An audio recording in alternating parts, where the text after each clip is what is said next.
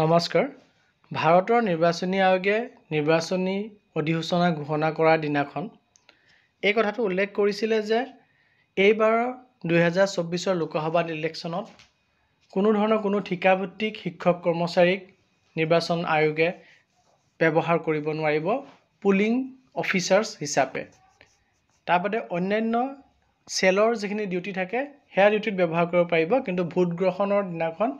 Vote গ্ৰহণ কৰাৰ দায়িত্বত পুলিং অফিচাৰ্ছ বা প্ৰিজাইডিং অফিচাৰ হিচাপে ব্যৱহাৰ কৰিব নোৱাৰিব। আৰু এই ঘোষণাৰ পাছত অসমৰ বিভিন্ন জিলাৰ পৰা যিসকল শিক্ষক কৰ্মচাৰী ইতিমধ্যে পুলিং অফিচাৰ বা প্ৰিজাইডিং অফিচাৰ হিচাপে প্ৰশিক্ষণ লৈছে বা প্ৰশিক্ষণত নাম আহিছিল, তেওঁলোকে প্ৰশিক্ষণত উপস্থিত থাকিব নালাগিব বা তেওঁলোকক এই ডিউটিৰ পৰা অব্যাহতি দিয়া হৈছিল বুলি পত্ৰ প্ৰকাশ পাইছিল। কিন্তু আজি আন এটি পত্ৰ আহিছে, যোনটো পত্ৰত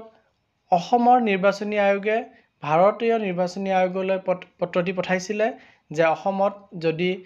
ঠিকাভিত্তিক শিক্ষকসকলক টেট শিক্ষকসকলক বা পঞ্চায়তৰ ASRLMৰ আণ্ডাৰত কৰ্মৰত ঠিকাভিত্তিক কৰ্মচাৰীসকলক যদি ইলেকশ্যনৰ ডিউটিত ব্যৱহাৰ নকৰে তেতিয়াহ'লে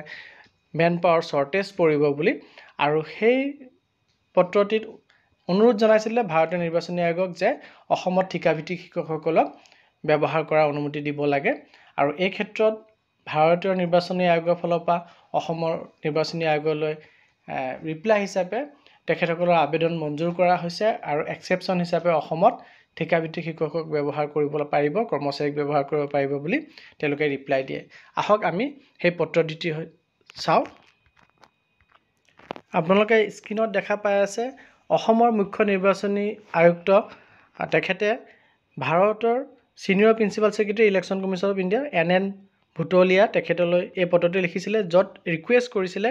যে employees under different missions for engagement on election duty, বিভিন্ন ধৰণৰ মিছনত অভিযানৰ অধীনত কাম কৰি থকা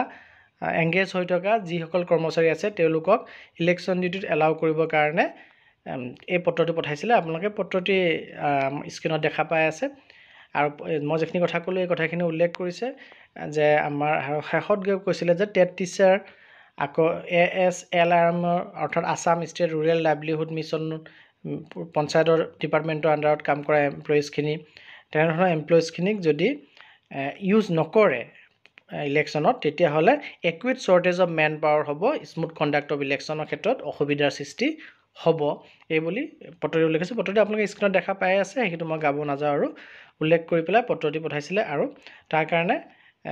কাইণ্ড ইনফৰ্মেশ্যন আৰু নেচেচাৰী এপ্ৰুভেল দিব লাগে যাতে তেওঁলোকে অসমে নিজৰ কণ্টেক্সুৱেল এমপ্লয়ীসকলক যাতে ইলেকশ্যনৰ কামত পুলিং অফিচাৰ হিচাপে বা প্ৰিজাইডিং অফিচাৰ হিচাপে ব্যৱহাৰ কৰিব পাৰে, এই ক্ষেত্ৰত পত্ৰটি পঠাইছিলে। আৰু ইয়াৰ প্ৰত্যুত্তৰ হিচাপে পত্ৰটি আপোনালোকে স্ক্ৰীনত দেখা পাই আছে যে ইলেকশ্যন কমিশ্যন অফ ইণ্ডিয়াৰ ফালৰ পৰা আহিছে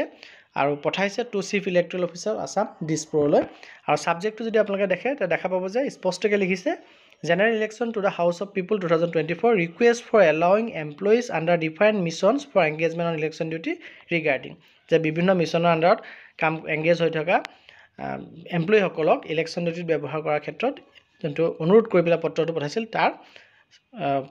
ৰিগাৰ্ডিঙত এই পত্ৰটি অসমৰ মুখ্য নিৰ্বাচনী আয়ুক্তলৈ পঠোৱা হৈছে। ইয়াত লিখিছে চাওক স্পষ্টকৈ, I am directed to refer to your letter number ইমান on the subject cited and to state that, উল্লেখ কৰিব বিচাৰিছোঁ যে the commission has approved the proposal, আপুনি দিয়া প্ৰস্তাৱ কমিশ্যনে এপ্ৰুভ কৰিছে as contained therein as one time exception for the state of Assam, Assam ৰাজ্যৰ কাৰণে এবাৰৰ কাৰণে এইটো ব্যতিক্ৰম হিচাপে এলাউ কৰিছে। মানে এই 2024 লোকসভা ইলেকশ্যনৰ কাৰণে অসমৰ নিৰ্বাচনী আয়োগে ঠিকাভিত্তিক শিক্ষক কৰ্মচাৰীক ব্যৱহাৰ কৰিব পাৰিব এবাৰৰ বাবে, অৰ্থাৎ পিছৰবাৰ 2026 ইলেকশ্যন তেতিয়া আমাৰ যি বিধানসভা হ'ব বা সেই সময়ত কিন্তু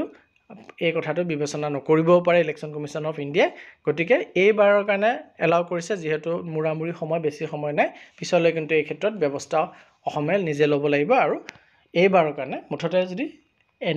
চিম্পলি ক'ব যাওঁ তেতিয়াহ'লে এইবাৰৰ বাবে ঠিকাভিত্তিক শিক্ষক কৰ্মচাৰীসকলক ইলেকশ্যনৰ পুলিং প্ৰিজাইডিং অফিচাৰৰ কামত ব্যৱহাৰ কৰিব পাৰিব বুলি অসমৰ নিৰ্বাচনী আয়োগলৈ ইলেকশ্যন কমিশ্যন অফ ইণ্ডিয়াৰ ফালৰ পৰা পত্ৰটি দি পেলাই অসমৰ নিৰ্বাচনী আয়োগে যি অনুমতি বিচাৰিছিলে সেই অনুমতি মঞ্জুৰ কৰিছে। ধন্যবাদ।